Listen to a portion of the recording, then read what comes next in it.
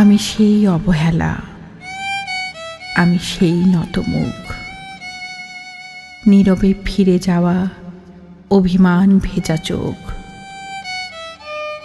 উৎসব থেকে ফিরে যাওয়া আমি সেই প্রত্যাখ্যান, আমি সেই অনিচ্ছা নির্বাসন বুকে নেয়া ঘোলাটে চাঁদ। আমাকে আর কি বেদনা দেখাবে? তপ্ত সীসার মতো পুড়ে পুড়ে একদিন কঠিন হয়েছি শেষে, হয়েছি জমাট শিলা। তবু সেই পাথরের অন্তর থেকে কেঁদে ওঠে একরাশ জলের আকুতি।